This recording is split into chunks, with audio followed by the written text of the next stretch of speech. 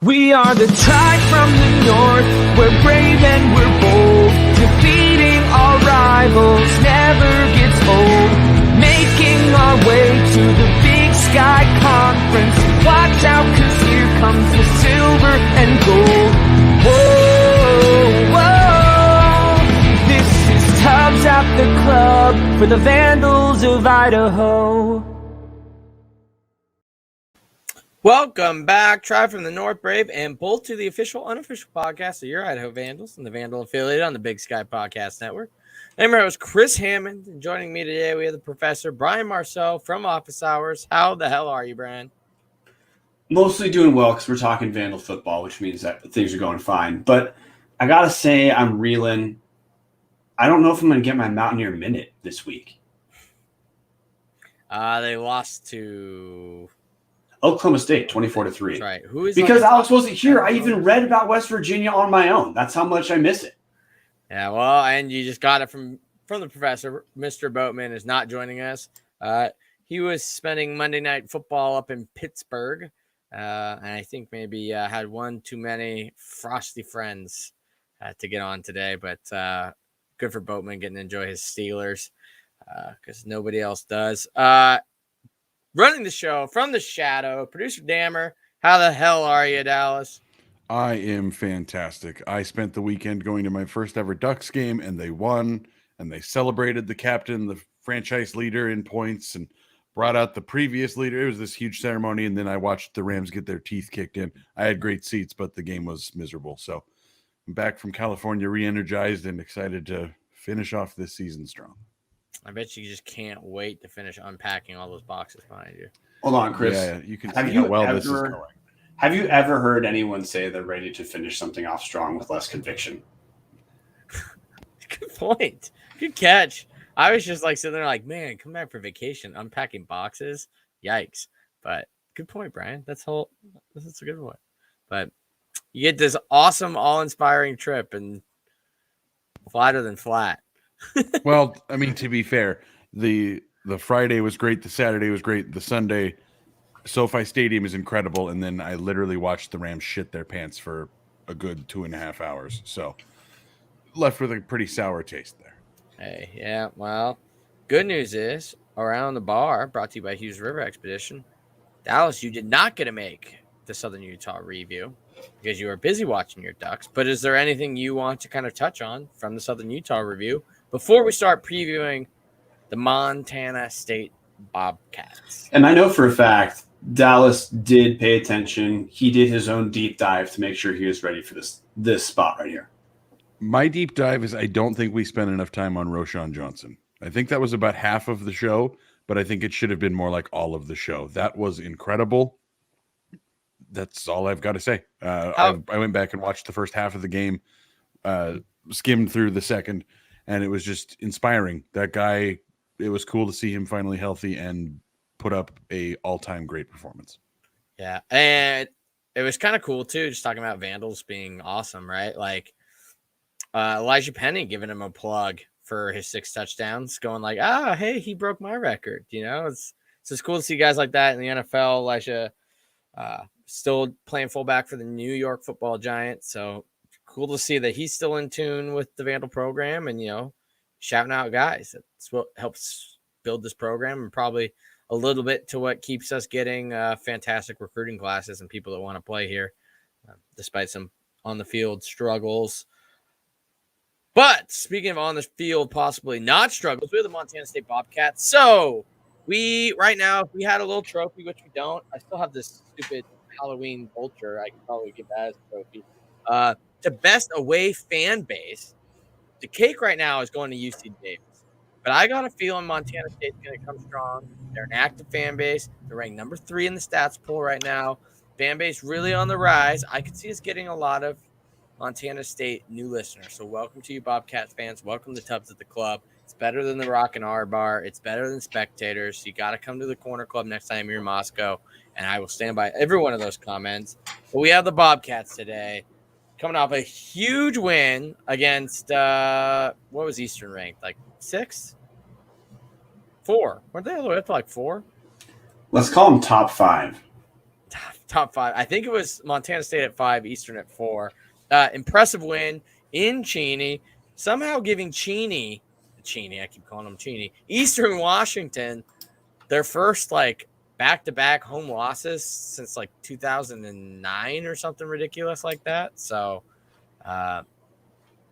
pretty crazy, impressive performance. The defense is, I mean, what Idaho's could be, what Idaho's has shown to be in times. But that's no surprise because Montana State historically, at least since Jeff Choate took the helm a couple of years ago and into the vegan era, appear to be obviously one of the top defenses in the entire country. They're loaded. I mean, they are so deep at linebacker. They could afford to put their best linebacker at quarterback for a couple of seasons and still make the playoffs. Now he's back at linebacker, and that defense, I mean, I remember the R&R CatCast guys. I remember on the Big Sky podcast network, we're talking about with Kyler Neal, the Eagles Power Hour guy. What was the last time Eastern was held to 20 points? Eric Berry was held to what, like 175 yards? It was either way, just an absolute standout performance for the Montana State Bobcats. Brian, I know you watched a lot of this game. What are some of your takeaways from this big top 5 matchup? The takeaways are all going to start defensively, like you talked about. Montana State wins that game 23-20. Really, to me, about 2/3 of that game, it stayed close. It was a good game all the way throughout, but for about 2/3, it felt like Montana State was in control. And the number I'm going to point to is 20 that Eastern scored. Now, first, that's 25 below their average. The Eagles average 45 points a game. That's a very good offense that Montana State held at 20. But what's even more impressive to me, 20 by Eastern is the most points anyone scored against the Bobcats this season. Even game 1 of the season, Mountain West Wyoming, who beat Montana State, it was 19-16. No one up, allowing 19 against Wyoming and 20 against Eastern is the best any offenses have done against the Bobcats this year. Now, part of that's because they've had a schedule that Vandal fans would just kill for. A lot of pretty bad teams. But look, you play the bad teams and you kill them. There's nothing else you can do. These are all D1 teams, FCS teams. Montana State's walked over. They've allowed, in conference play, Montana State has allowed 8 total touchdowns. That's how thoroughly dominating on that side of the ball the Bobcats have been, really without skipping a beat. They're this year's Weber State, or they're what we thought Weber State might be. That's Montana State, Dallas. Yeah, I mean, it's truly breathtaking. Their defense is extraordinary. And when we spoke kind of off band about it last week of this really is the test for this team. Because if you look at that schedule, I mean, it really is.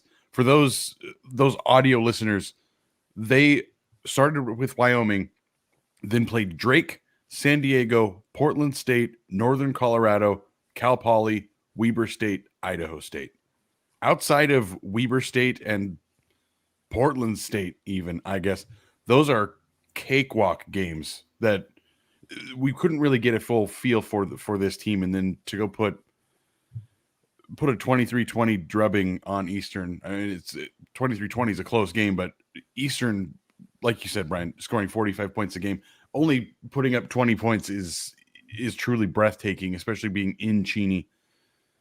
It makes me very nervous for this weekend because this Montana State team, if their offense can click or McKay can play well enough to not turn the ball over and keep drives fairly sustained, this team is going to go really, really far in the FCS playoffs.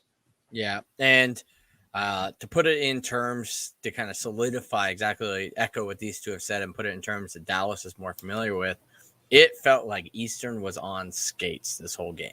The score was close, but it felt like they were backpedaling and being pushed backwards most of that game. They just never really seemed to be able to get that forward momentum. And a lot of that goes to, we talked about Roschon Johnson ended up being Big Sky Player of the Week, rightfully so. He 6 scoring touchdowns.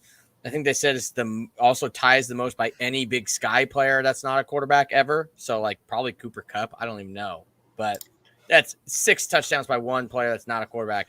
Insane. I mean, think about it. We were bragging how much Eric Berry throwing 6 touchdowns is. And for quarterbacks, that is more frequent than running backs getting 6 touchdowns. But if it was not going to be Roschon Johnson, Isaiah Infante, the running back out of Bellevue, Washington, 32 carries, 217 yards, 1 touchdown, 6.8 yards a carry.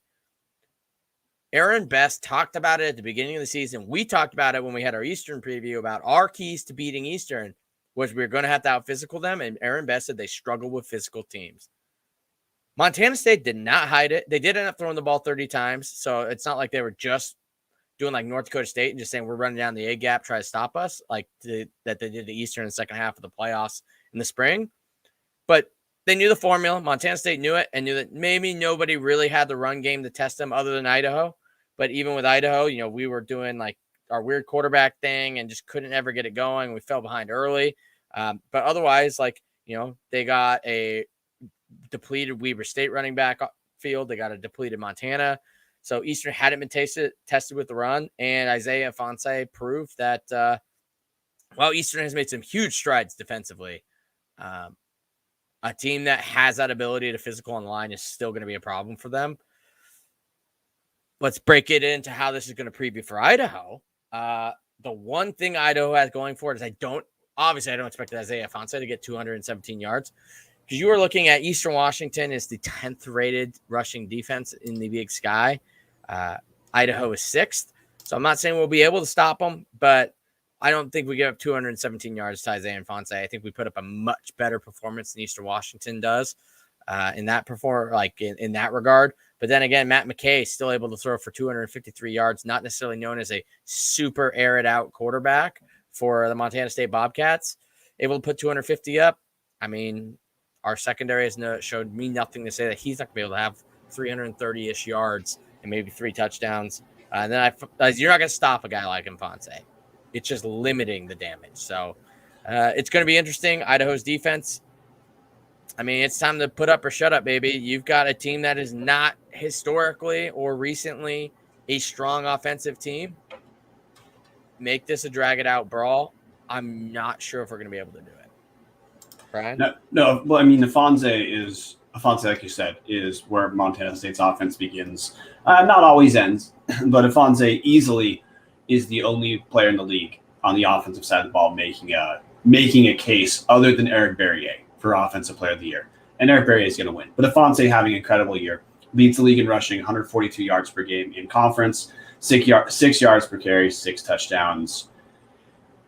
I'm going to pat myself on the back. I put Infante on my preseason All-Big Sky team because this is the first season he's looked like he might be healthy all the way through. Maybe he benefited from Montana State not playing in the spring. But, yeah, that's the first thing for Idaho is there any way we can limit Infante's effectiveness? The only team that had much success in that regard this year is Weber State. And Weber State, though it's a down year for them, still defensively they're pretty dang strong. One of the things you did bring up, Chris, is passing.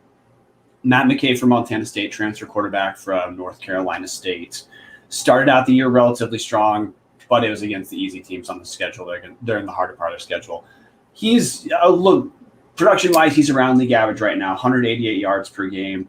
Does a good job of not turning over the ball. He's got 9 touchdowns in conference to 2 interceptions. But Idaho's number 13 in the league pass defense, which has, at this point, given up 20 touchdowns, picked off 1 pass, giving up 349 yards per game. That's probably something that I wouldn't be shocked if Brent Vigen says, look, if Infante is not churning yards immediately, we're going to make Idaho's secondary prove they can stop someone. Yeah, and, Idaho's pass offense ranks 9th. Montana State's ranks 11th. Now, Idaho, as we know, went through a stretch there where we were not even remotely resembling anything that was a pass offense. We looked more like the old Nebraska teams of the past, running more of a wing T option format. But, man, I'm just saying, I don't know what the under is on this game, but it's going to be one of those where it's worth keeping an eye out. You're looking at Montana State has allowed the least amount of rushing touchdowns this year on defense. They have they've allowed 4 rushing touchdowns in conference. And then Idaho, even if you remove Roschon Johnson 6 from last week, would still be tied for first in the conference for rushing touchdowns. It's no secret where we're going to want to try to score the ball. and it's rushing. We have 4 total passing touchdowns. So we're going to try to run the ball, and Montana State does not give up a lot of rushing touchdowns. So I think that offensive side, like that battle is going to be what is clutch. And then you also look at on the defensive side of the ball, Idaho giving up 10 touchdowns on the ground. And then Montana State has also scored 10. So called a little bit more even there for both. So we've got really good rush defense versus a really good rush offense, and then a pretty average rush offense versus a pretty average rush defense. I mean, I expect those to be just absolute fun battles to watch, but getting the predictions, here in a little bit, the game is going to hinge on if Idaho's pass defense can show up. Because and we got to have one little pushback, Chris. We're the number 13 pass defense in the league. We don't have an average pass defense. That's what I said. They're going to have to show up. Yeah, we don't have anywhere average. It's bad. Not that Montana State has an awesome pass offense. Like we said, they're ranked 11th there. But I think that it's going to take more of Idaho stepping up for Idaho to be able to win this, where Montana is going to be allowed, obviously, due to the rankings, allowed a little bit more flack on getting their offensive passing game going to be able to win this game. So I just I don't think the game is going to be won on the ground. I think it's going to be won through the air. And we'll see if Idaho's up to the challenge on the road. Last time we went to Montana was Montana State in Bozeman. It's after a embarrassing loss in Pocatello in 2018. As Boatman would love to remind us right now, a field goal that was or an extra point that was definitely good. That would have been the difference in that game, at least going to overtime and not ending in regulation like it did. So, we came off an embarrassing loss to Idaho State where the season looked over. Montana State that year also looked impressive. Not quite as, obviously not number 4 or 3 in the country like they are currently. But in 2018, it was a big deal to go into Bozeman and have that close win or loss. There we go, 24-23. But we'll see what Idaho is able to put together this week. Bozeman, for those of you going, I mean, I'm jealous of everyone going. This was a game I meant to go to and just got wrapped up in other things. It's going to be a fun game. I expect Idaho to probably have one of those games where we look frisky for a bit. Just because it's the style of these two teams. This is like in all those years where we played Weber close and we played Montana State close. It's just a stylistic matchup where both teams are very good at matching up against each other. But at the end of the day, I think Montana State has better coaching, and Montana State's going to be able to overcome that and probably pull away. But, we'll see, because wild things can happen. And as Boatman would remind us, this is the makings of a trap game. Montana State coming off a big win on the road, Eastern Washington. They get this last home game before they go to Missoula for maybe College game day. The conference is pushing for it. The FCS is pushing for it. Hell, we're pushing for it. Do they get caught looking like, what a win, patting ourselves on the back and looking forward to Montana? Because another thing to keep forward, on this very show, Coulter Nuanez came on and told us, and when I picked Weber to beat Eastern, after he said this, every team in the Big Sky this season has been flying high and could not be defeated. Face planted. It was Montana originally after the Washington win and beating people, face planted. Weber did it kind of coming into the season, high 4-time season champ or Big Sky title champs, face planted. Eastern riding high, number 3 in the country. Or some people had them in number 1, face planted. Is this Montana State's week to face plant? Yeah, I'm going to say no. The thing I'm looking at for Idaho perspective, I'm curious about Dallas's take, is Idaho has been up and down. Obviously, that's been a staple of Idaho football under Paul Petrino, especially the Big Sky, being up and down. This year, it's been a ridiculous version of up and down. The team had a really nice game last week. We talked about it on the show. Of course, Southern Utah's terrible, so we need to not round too much into that game. It was a nice showing, but that doesn't mean it's a different team. From the Idaho emotional end, I think it's going to be interesting to watch how we rebound's probably the wrong term, but how does Idaho react? They had a good game to close out the dome season. What happens the week after? Kind of like with Southern Utah against us, they had a really good showing against Montana, but couldn't pull off the win. What happens the next week? well they fought, but they certainly didn't do better against Idaho than they did against Montana. I think Idaho, a very, very big thing fans are going to be watching is we've had the doors blown off us against good teams at the start of games so far this year. Can we make the first quarter look okay? If you're a gambling person, I would not yet gamble on it, but Montana State's a different animal than Eastern. Montana State doesn't score like Eastern, even, especially the last 3 weeks. Montana State against a combination of really since Weber State, the October 15th against Weber State is where the Montana State schedule shifted, where they had just been feasting off of terrible teams except top 5 Portland State.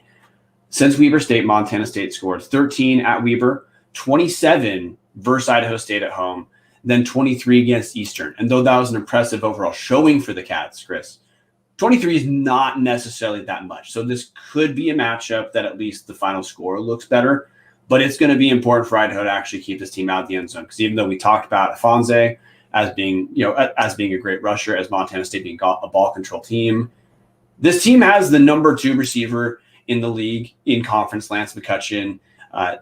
29 receptions, 560 yards, 4 touchdowns, averages just under 19 yards per catch. These guys, Montana State absolutely has some weapons they can stretch the field with that could be the kind of thing that gives Idaho a rough showing at the start of the first quarter. But I think, again, like Idaho as always, you see early how we're doing.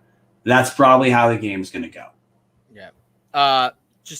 Look, I'd be curious to see kind of the same thing with Eastern, but according to the stats, Eastern Washington does average in conference 24.2 points, like allowed on defense for scoring defense.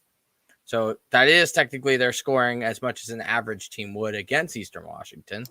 So although Eastern Washington has, you could say, yet to face any significant offensive threat this season, because like Montana offense looks anemic, Weber State even more so, Idaho at that time and even still currently, no wheels, no gas, and then NAU has just been Jekyll and Hyde with offense. So I guess that's fair. Probably the most consistent offense they faced, but I don't know. I just think 24 points against a really good Eastern team, like I don't know. I still view that as like kind of a win for Montana State, but.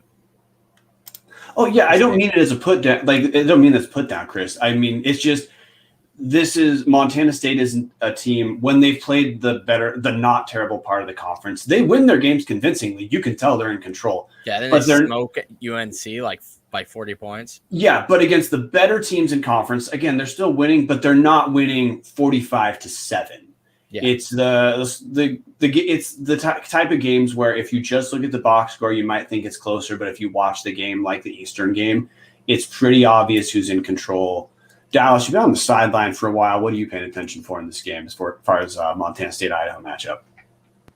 I'm looking at this really weirdly. I could not care less about Montana State or what they're going to do, because I think they're going to succeed at doing whatever they are going to do. What I am concerned with is what Idaho is going to do. Obviously, the best showing, I'd say, of the season against Southern Utah, who, again, has 1 win. They are right up there with Cal Poly as the worst team in this conference. Unless you ask Chris, maybe Sac State's close to that too. Sorry, they're moving on my rankings. Sac State might be a top 10 team by the end of the season on Chris's Bowl. Maybe. Right now, I think I have them at 21st. Really making them. To put in perspective, in my top 35, Portland State was 33. Ooh. And Simon Fraser was 34. No, 37. That's good. I only do 35, Brian.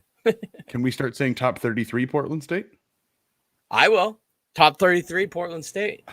I'd rather have the round number of 35, but now I like that we threw it to Dallas to get his takes. He's on the shelf, and Chris and I both interrupted him like 15 times to talk about, is Simon Fraser top 500? Should Portland State be 33 or 34? Back to you, Dallas. It's fine. This is just a weird game to me. Obviously, you see Idaho put up 500 yards of offense, mostly from Roschon, but also Elisha Cummings played very well. Put up almost 300 on the ground. That was against Southern Utah. That's not going to happen against Montana State. If we look at Southern Utah, I know, yes, they just got gashed, but the worst rushing defense in the conference. Montana State is not that, not even close. This, to me, screams Idaho is going to go out and try to do the exact same thing that they did against Southern Utah, which is just run the ball down their throat, which is, again, that's Idaho. That's how this team has been this year. But it doesn't feel to me like a game where Idaho's going to go in and think, okay, you know what? They're a lot better against the run. We have to be able to open it up. We have to be able to throw the ball when needed. It doesn't feel like that. This, to me, feels like we're going to see the exact same thing we saw against Southern Utah. And while it worked against Southern Utah, I don't think that's going to come anywhere near working against Montana State. And that's what scares me. I don't care what Montana State's offense does. I don't care what their defense does. This feels to me like, hey, we got to win. We're going to do the exact same thing we did last week. And against a considerably better team, that's not going to work. Not foreshadowing my prediction or anything. But. I mean, I agree with you. Like I said, I think for Idaho, this is going to be their pass defense has to have the game of the season. Because, like I said, I do think our defensive front seven is going to be able to stop the run. I don't think Montana State's too worried about that because they see that we have the 13th ranked pass defense. So they're going to have to step up and play at a top 10 in the conference. Not even in the country, not even in the West. Top 10 in the conference pass defense. And maybe you can keep this thing, in upset range. But we'll see. I know they've been pretty banged up all year, but at that point, you've had young players. We've all talked about during the recruiting specials that some of our younger dudes are more promising than some of the older dudes. So, I don't know. I don't buy the whole we've been banged up, and that's why our secondary is bad. I think we had out-recruited a lot of our DBs regardless, and a lot of these guys would have been starting at this point anyways. So, yeah, it's not exactly thrilling to see that for basically back-to-back years going on possibly 3 years. Brian probably knows off the top of his head. Worst pass defense in the Big Sky? Idaho? Yeah. Yeah. Yeah. Oh, yeah, no. I mean, Idaho's pass defense is more analogous to Cal Poly than just about anyone else. That's just the reality of where we're at right now. Given up defensive-wise, Idaho gives up 349 yards per game, 9.4 yards per attempt. 9.4 yards per attempt is second worst in the league. But the thing to look at, to me, that's going to should always scream at you, 20 touchdowns allowed. We've picked off one pass in conference. Teams just are not punished for throwing the ball against Idaho. That's been consistent really since day one. Even Southern Utah, we controlled the Southern Utah game. So I don't want to be unclear about that when we reference Southern Utah. Justin Miller still did not look bad at all against Idaho because no quarterbacks look bad against Idaho. Our average stat line we give up is honestly close to playing Eric Berrier each week. Yeah. It's, you got it pulled up there. I can barely read it on the screen. But, yeah, the average pass defense, what are we at? We're averaging 350 yards, basically, which is 55 yards more than anybody, 65 yards more than anybody else. So, everybody else is within 20 to 30 yards of one another. And then we're giving up 65 more than Northern Arizona, who's sub 300. They've given up 11 passing touchdowns. The most other than us is Southern Utah, giving up 13. Idaho has given up 20 passing touchdowns. Once again, take out the Eric Berrier game. Doesn't matter. You're still sitting at 14, and you still lead the conference by 1 to Southern Utah. So, even take away the Berrier absolutely blow us out game, we are still the number one worst pass defense in the league. So, and for our listeners, very quickly, Southern Utah hasn't had their bye week, so they've played one extra game than Idaho. Yeah, true. They're on bye week this week, right? Correct. We were making that joke. It's the first week we don't have to talk about Southern Utah. And then here we bring them up. We try to kick him out, but we just keep talking about him. Try to kick him out, but we just keep talking about it. Well, I've covered about every angle I care to cover on this game without going into predictions. Do you guys have any closing thoughts on this, or should we move into predicting the game? Last thing for me that you just have to acknowledge, we can't answer this question, but when Dallas said the stats, reference stats not being or matchups not being a thing to pay attention to, what he, of course, is acknowledging is Idaho being in the game in terms of like showing focus, showing being connected, showing heart through 4 quarters that's a real question mark week by week. We could not have been worse in that regards against Eastern and Montana. NAU was up and down. Southern Utah was better. So we're trending in a direction that's hopeful, with the asterisk that, again, you could not get worse. And we saw those 2 weeks. What does that look like? Idaho played the easier part of our schedule last 2 weeks. NAU, Southern Utah went 1-1. Be curious to see how Idaho, in terms of heart, in terms of fire, is able to stay in this game for 4 quarters, or how many quarters, and if there's enough focus there for this to be at least a game where the result's a little bit in question. Yeah. All right. Dallas? No, I think that's really it. Brian said in a little bit stronger terms what I was getting at, where it does really feel like this is going to be one of those Eastern Montana level games that we're grasping at straws to find positives to talk about, and it becomes a show that none of us really like doing, where we talk a lot about this was out of hand very quickly, very early, and what is there to say about it? Yeah.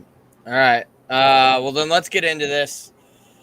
Score predictions. I'm going to push back a little bit on the narratives that you guys are kind of pushing here. I do think I'm taking Montana State to win here, but I do not think Montana State against any kind of solid defense, including Easterns, which I will still stand by that. I think we have a better overall defense than Eastern Washington.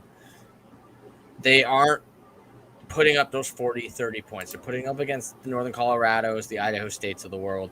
I think they score 24. I think Idaho has a classic Idaho scripted first drive, like we did against Montana. We go down the field and score. Maybe we don't even allow Montana State to score for like the first 2 possessions. So we have like a 7-0 lead, maybe getting into the tail end of the first quarter. Then I think Montana State just kind of does exactly what Idaho kind of does, lets a bunch of unanswered points, probably 24 in a row. And then Idaho gets like a late garbage time touchdown to make it look slightly more respectable. And I'll go 24-14 Bobcats. Dallas? So I'm going to read off Boatman's prediction. He didn't give any details here, but Boatman is predicting Montana State 42-17 in this one. I'm going to have to go pretty close to that. I think it's going to be a little less scoring.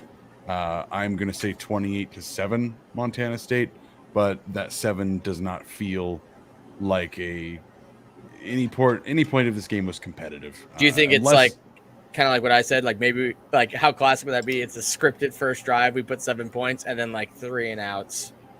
Exactly. That's what I feel is going to happen. That first drive is going to be the touchdown, and from there on out, everything is going to come apart. And it doesn't matter. It might be 7-0. It might be 7-7. It might be, regardless, I think Idaho scores the touchdown on the first possession, and from there on out, it is scoreless. Yeah, and I think just defensively, we've talked about the topic, so just to be summative, Idaho last in league, giving up 501 yards per game. We don't have a defense that's going to slow Montana State down. I think it's going to look a little bit more like some of the lopsided games Montana State had earlier. And the other thing is Beaudry, who's been good in terms of getting yards lately. These last couple games, Beaudry has absolutely been solid completion percentage, moving the ball. His turnovers have spiked. And this is a team we cannot afford to have a couple any sort of bad picks thrown in for this to be competitive. I'm going to say Montana State's going to win. I don't want to repeat Boatman's score. 42-14.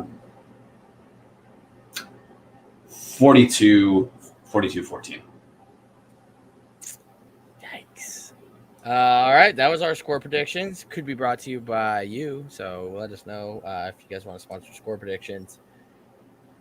That was Around the Bar, brought to you by Hughes River Expeditions. If you are looking for a great all-inclusive week-long vacation, don't look past your backyard. Venture into the largest protected wilderness in the continental United States, located right here in the great state of Idaho. Enjoy a multi-day trip down the Middle Fork of the Salmon, the main Salmon River of no return, the Salmon River Canyons, or the Selway. You can even check out special trips like the one to see the Perseid meteor shower. Camp on pristine beaches, run amazing whitewater, hike scenic trails, spot wildlife, soak in beautiful natural hot springs, take in history all along the river's edge. Oh, and you get to fish some of the most remote stretches of the river in the entire flipping country. You just bring your clothes and let Hughes River Expeditions handle the rest. Hughes River Expeditions has been vandal-owned and operated since 1976. And ready to take you on the vacation of a lifetime.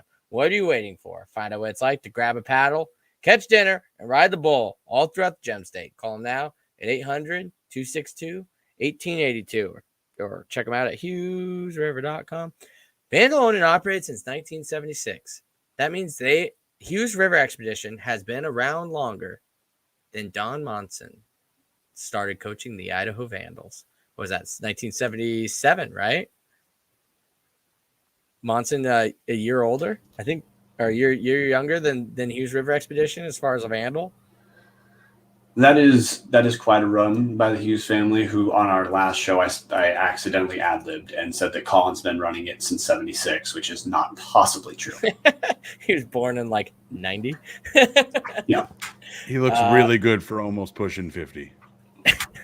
I got a quick one for you guys. Do either of you have the women's game pulled up right now, the basketball, before we get into the rest of the score predictions? I bet if one of us keeps talking, Dallas could find a way to find it. No, I have it pulled up. I want to quiz you guys. Third quarter just ended. What do you think the score is? This is against LCSC. against Lewis and Clark State College. End of the third quarter, Idaho leads 55-32. Dallas? 69-42. Man, you guys would love 80-30. Hey, Chris, who's winning? LCSC. If that was a men's game, when that it's a question John might be Newley accurate. coach team, not even a question. Yeah. We'll see as other things go on. That might actually be a question. But I turned that over, saw it. I'm like, holy, this isn't even the end of the game, and they have 80 points. They're up by 50. Just sit them down. That is the kind of score that if Martin were on here and gave a score prediction, we'd be happy to have him on, and we'd be smiling like, God damn it, hot take Heemstra. Maybe Just that's always why sunshines and rainbows. Maybe that's why Martin has all these hot takes. Is he pays too much attention to the John Newley teams, which give him all this hope that the rest of us don't get, and he just sees these 50-point blowouts with still time left on the clock, and so he just goes like, "Oh, our football team can do that, right? Our men's basketball team can do that." I've seen it 100 times, guys. All you do is just play better than the other team and have better players. It's not a big deal. There's 8 minutes left, and they just crossed 90 points. They're going to score maybe 110. Can John Newley just coach both teams? Anyways. Can John Newley coach the football team? All three teams. And I know that there's a couple people out there that wishes he would coach volleyball. Apparently, there's a contingent on all Vandals that are really upset with Debbie Buchanan performance. I will be the first to admit I am not a big volleyball guy. So, Debbie, I have no critiques. So, sorry if you tuned in for my critiques on your volleyball coaching. We just lost a listener. I know. We just lost a whole listener. Standings. I went 4-3 last week. Dallas, Boatman, and Brian 5-2, bringing the records to me, bringing up the rear 55-21. Boatman 59-17. Brian 64-12, and Dallas 62-14. Dallas, God, you got to make a couple bold predictions, man. Try to pull it close. All right, I'm good with second place. I'm good with that. Second place is first loser. I'm a loser. What can I say? I root for the Rams and the Ducks. I'm used to losing a lot. We won't lump another team in there. Montana at Northern Arizona. I mean, Montana. I get that this could be frisky. They've struggled. It's in Flagstaff. But I think Montana is going to have to start rounding into form, and Bobby Houck is probably making their life a living Bozeman right now. So I'll take the Grizz. Boatman also says Montana. I'm going to make it 3-for-3. Montana had their get-right game last week where they pounded the fighting McCaffreys. I don't think they're going to do that quite against the Lumberjacks, but this game's not going to be pretty. I did a deep dive for the Montana Mint this week, which is just a new segment. If you guys want to know, deep dives by Brian. Northern Arizona has played 4 FCS teams with winning records this year, and listeners don't get to see Chris doing his swimming motion. I saw it but from that's what was going on. So NAU, they played four games this year against FCS teams with winning records. And 2 of those games include, since RJ Martinez has been quarterback and been stable at quarterback, NAU's been outscored 160-47 against teams with FCS teams winning records. They're not good enough. Chris said it before. We've repeated it. NAU is the barometer. If you're good, you beat NAU. If you suck, you don't. Montana doesn't suck; they win. Next up, I believe this is a rivalry game. I just don't know the name of it. The Beehive Beatdown, Weber State at Southern Utah. Southern Utah, we talked about it on the review show. I'm pulling for them not to win another conference game. I love the fact that they've won 2 conference games in the last 3 seasons. If they don't this year, they won't have a conference win in the last 2 seasons. So Weber State, big. I want Weber State to just be pissed about last week's choke, and they just freaking boat race Southern Utah 80-0. So Boatman is also picking Weber. This is called the Beehive Bowl for our listeners. If this game was a home game for Weber, if this was senior night, I do think this game would be closer to 80-0. I don't think it's going to be that big of a blowout because Weber's season is over. They don't have a ton to play for other than pride, but that still probably means they beat Southern Utah by at least 30. Southern Utah is obviously not going to win this game. The thing that I'm going to pay attention to with this, Southern Utah, they won the league in 2017. They beat Weber State in the regular season. That's their last win against Weber State. Then got smoked by Weber State in the first round of the playoffs. And the rivalry has been all Weber State since then. Southern Utah appears to put forth, they play hard and they stick games out, which is part of why their scores look better than some of the other lower teams in the league. But I am going to lose no sleep over Southern Utah being done from our Big Sky schedule. We're done from us having to talk about them. I wish the guys could get a win on the way out the door for the sake of the players, because being on a team that doesn't win a game sucks. But they beat Tarleton State earlier in the year. So no, Weber State kicks them out for good. And thank you, Weber State. 2 things. 1, killing Southern Utah. 2, you've really put it on the table. Because Weber State couldn't beat Portland State last week, it is truly on the table now. We have made fun of Portland State top 5 for the entire season. Portland State is now actually competing for top 5. Yeah, thanks a lot, Wildcats. It killed me when I was doing my top 35, and I'm usually you have to replace 30 through 35, just because a lot of people that win move up, and some people have bad losses at 26 and they move out, and I'm going through and I'm kind of looking. I'm like, oh my God, I guess I could put Portland State. Looking. I'm like, oh my God, I'm going to have to put Portland State. Hate it. Bruce Barnum possibly saved his job. Was that a Barnum saving this job game? Is that the kind of win that keeps him around? I don't know his contract details, because I guarantee that is issue number 1 at Portland State. But finances. I wouldn't be shocked, because now it's on the table.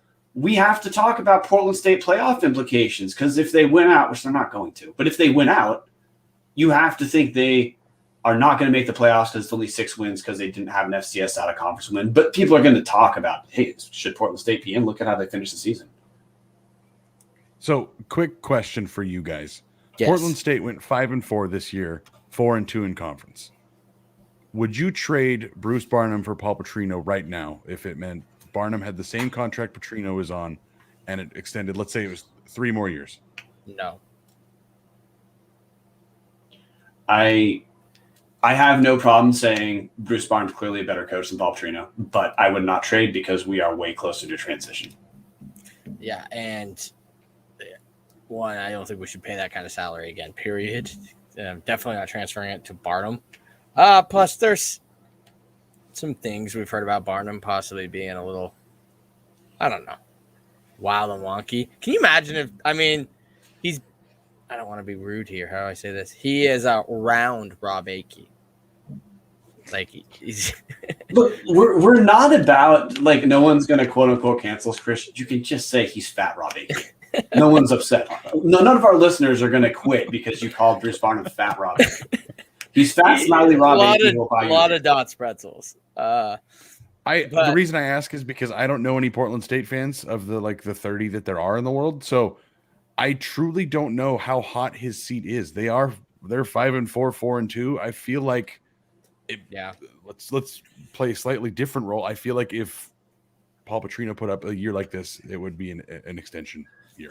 So I'd like to think we have higher standards moving forward. Let me close the book really quick on Bruce Barnum. But you're probably right. It's with a culture nuance kind of answer. It's, well, what is Portland State supposed to be?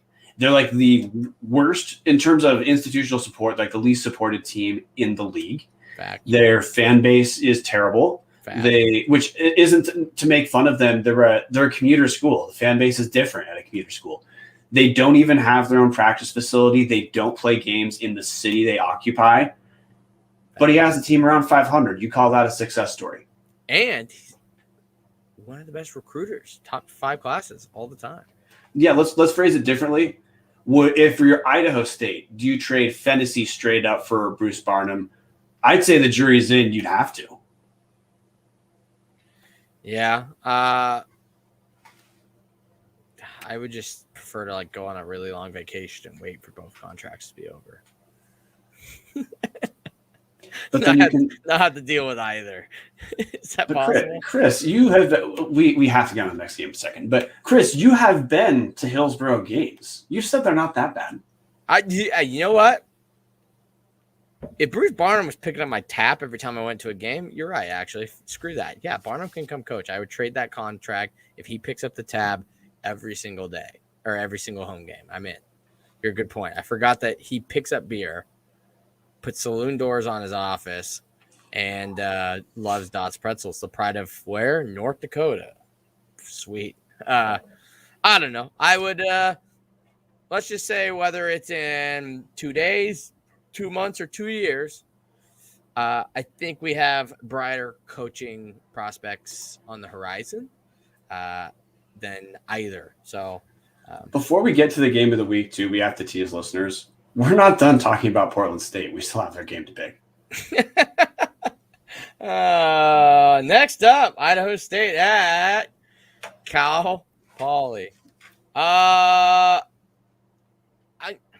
I'm not even the Baldwin guy, and I'm pulling for the guy to get a win. He's got to get a win to turn this around. He cannot go 1.5 seasons without a win, especially when one of Brian's favorite punching bags in the Big Sky, Northern Colorado's got, 3 or 4 this year? Like at some point, if fighting Ed McCaffrey's with their 4 touchdowns on offense or throwing touchdowns can get a couple wins, Cal Poly's got to get a win. Idaho State reeling.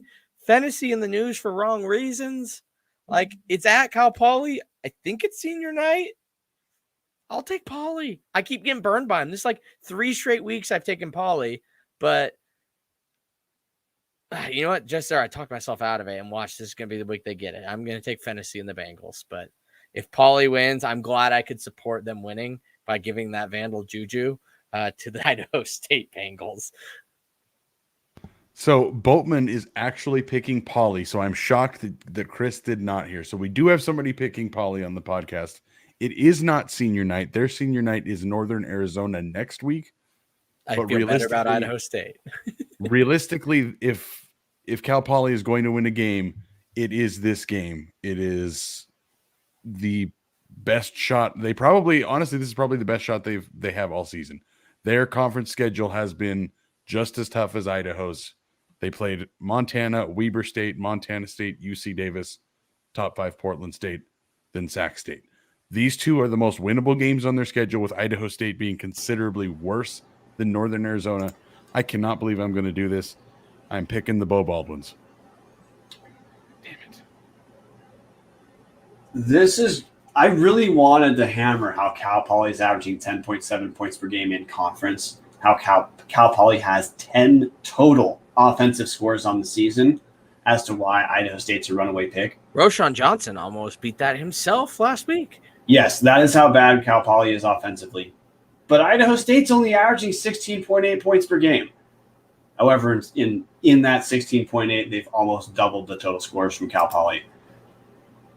Idaho State's had a ton of instability at quarterback, which has hurt them offensively. I think really, if Vanderwall's on the team, they're not making the playoffs, but some of their games look a little bit different. Idaho State does have some physicality. I really want to try to pick Cal Poly because I really want. Same as the Bo Baldwin thing, Chris, is I pay attention to Cal Poly because I like Bo Baldwin. I like to imagine damaged goods is real, hashtag, but it's not. Idaho State, I think Idaho State's going to win this. I think Idaho State's not good, but talent-wise, I don't think they're Cal Poly bad at this point. So the Bengals. Although picking the Bengals on the road, good Lord, what a proposition to not go out on a limb for. And in the last team we can talk about long grass, although Cal Poly at least has money to mow their grass, which Northern Colorado previously didn't. So we don't get the long grass of San Luis Obispo that we had of Greeley. Maybe the grass matters. Probably doesn't. Again, Idaho State. Eastern Washington at UC Davis. Look, I don't remember, because I flopped. Did I end up sticking with Eastern Washington last week, or did I flop back to Montana State? I don't even remember. We all picked Eastern. Okay. Had Eastern won that game, I would have picked UC Davis in this game. I really have a hard time imagining Eastern Washington dropping 3 straight. Like, if they do, and let's say Portland does get frisky in that damn game, I mean, you went from talking about a team that was getting first place votes to being a bubble playoff team. And they are not a bubble playoff team. So I just can't see them losing to UC Davis. That could probably afford this loss and a loss to Sac State if it happened next week. But I just have a bad feeling. I'm going to take Davis. I can't believe it because, like, everything in my being says that's a terrible pick. But Davis. Ooh, so Boatman is also picking Davis. So let's put that out there. UC Davis is 8-1. I know they've been kind of joked about on this show and other Big Sky Pod shows and in our chats of they almost lost to Idaho, then they lost to Idaho State. They rightfully pasted Northern Colorado, but Cal Poly, it was close for a little bit. UC Davis is such a hard team to wrap your head around, and Miles Hastings is the guy right now. He looked a lot better last week than he did against Idaho. Boy, I cannot pick Eastern to lose 3 straight. I just can't do it. Not when it's UC Davis. If it was somebody else, maybe, but I just don't think it's going to happen. Alonzo Gilliam could run all over Eastern's defense.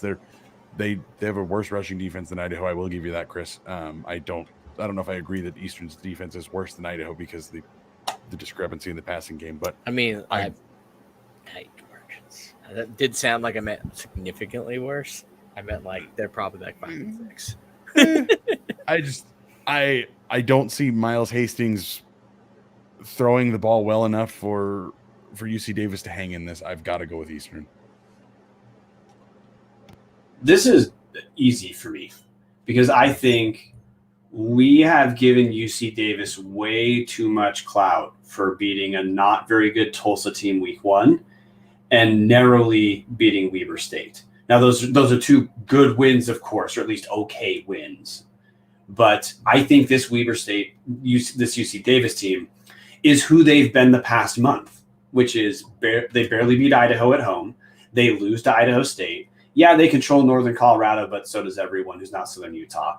They let Cal Poly hang in a little bit, and yeah, they have like an okay showing against Northern Arizona. But I'm going to compare that to Eastern, who we feel is kind of reeling. Eastern just lost by 3 to the number 2 team in the nation. They could have won a game where the other team controlled tempo and controlled the game itself for the majority of the game. Eastern still could have won. I'm not worried about the 3 games in a row. I just think we saw Eastern in 2 of their rougher games against probably the worst matchups they could have in conference of Weber State and Montana State. They should have beaten Weber State. They killed themselves with turnovers. And there's a world where they beat Montana State based off the score. Eastern, no question for me, Eastern Washington.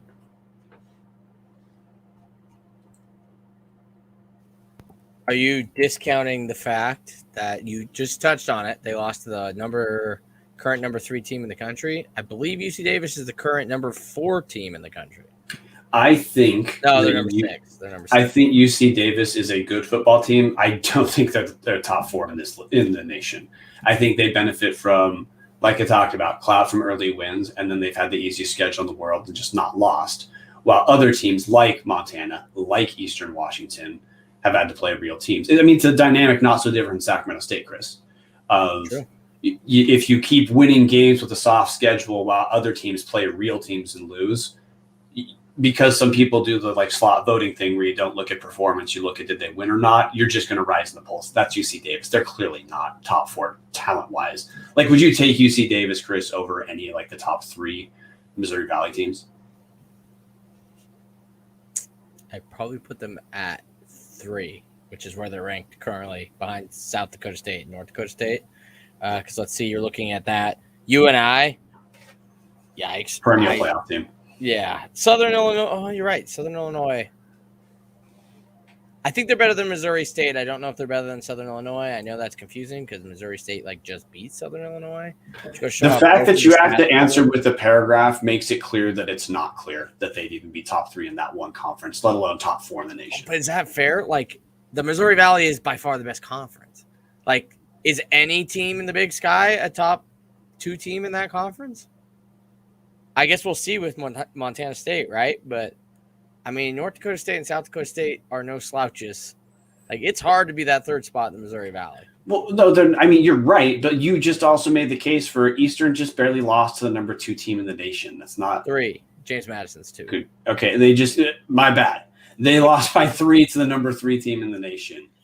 That's not a bad showing. That means you belong in the top 3 discussion. Davis, to me, doesn't belong there. That's why Eastern's the easy pick. Yeah. All right. Well, let's round it out. Portland State versus Sac State.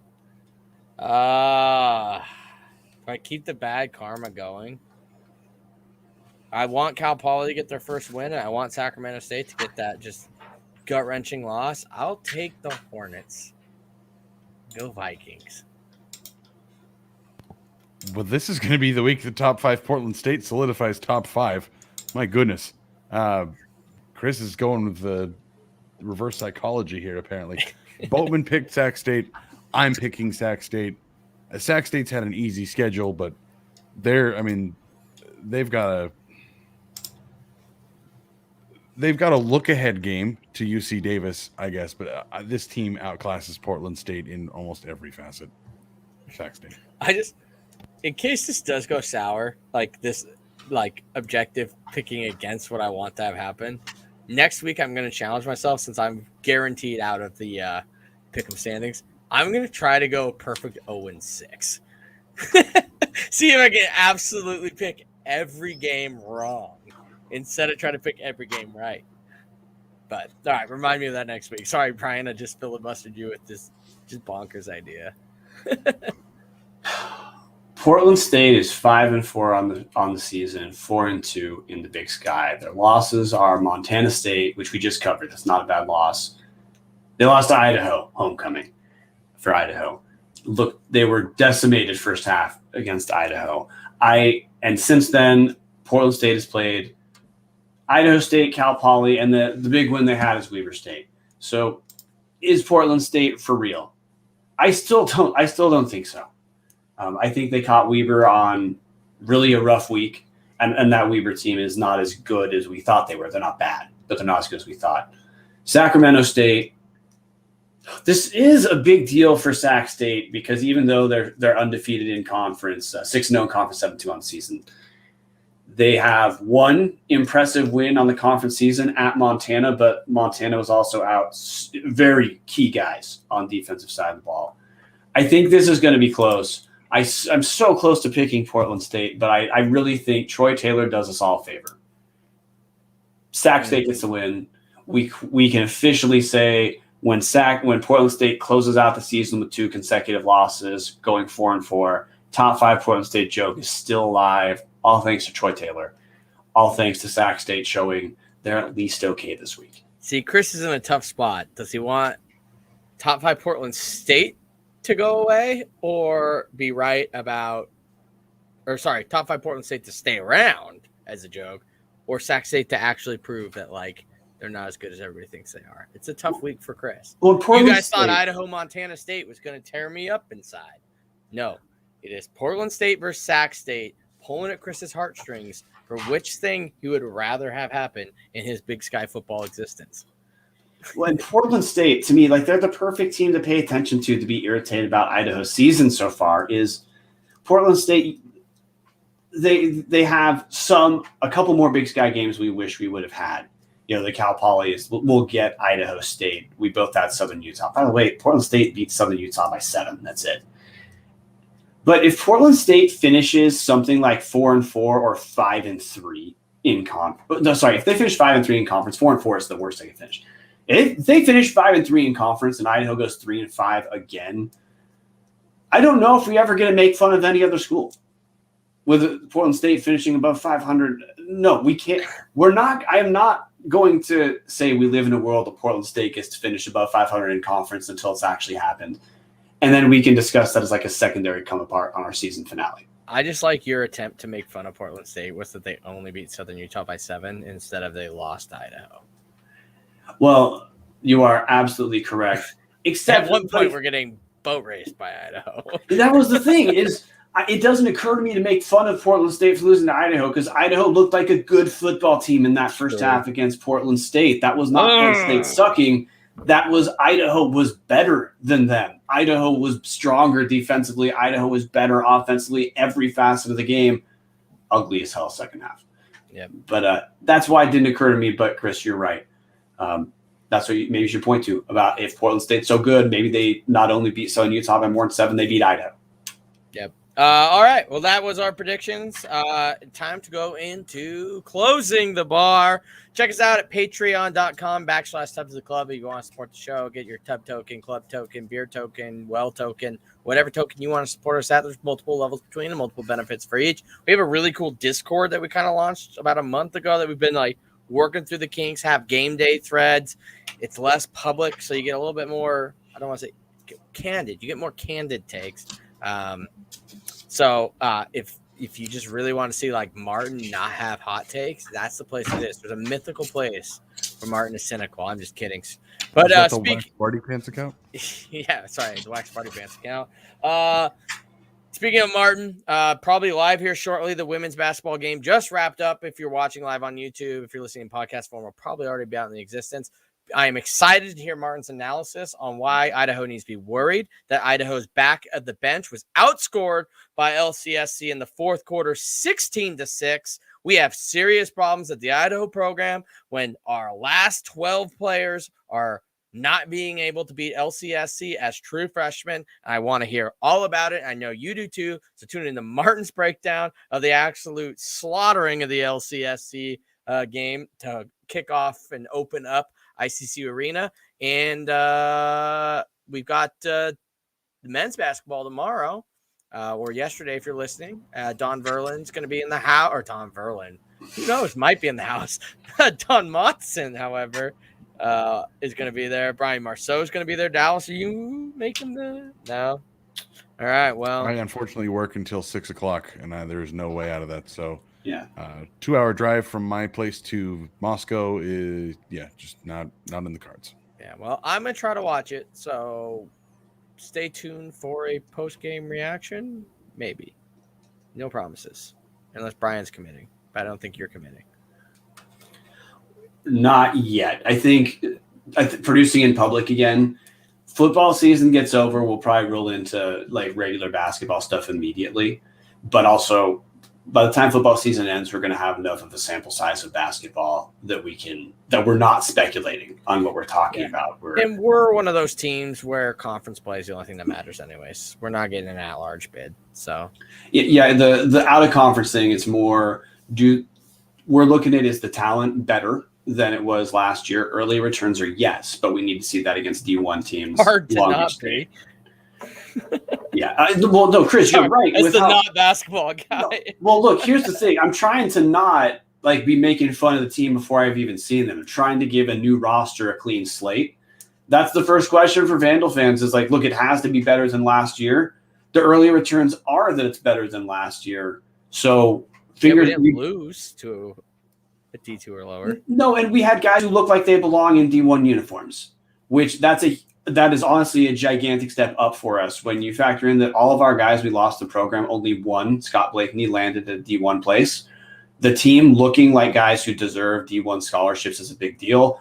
I am concerned about Gabe Quinnett being starter so far because look, we'll go deeper in, but I think if this team's good, we need guys like Quinnett to be off the bench or team, role players, team support, that kind of thing. We need talent above what we saw last year. But again, I'm going to reserve judgment until I see these guys take the floor against other D1 players so we can actually report. There you go. Make sure you tune in when we do start basketball coverage for Brian Marceau's deep dive into Moscow Prep basketball stars. And going on, that is Closing the Bar, and we will see you guys post-game Saturday. Not many more of these football ones left, so we'll catch you guys in the next one. Go Vandals. Go Vandals. Go Vandals. So raise your glass and have a drink with me. Here's to the Vandals in the crowd, all just out there living the dream. Right up one and only Moscow drink.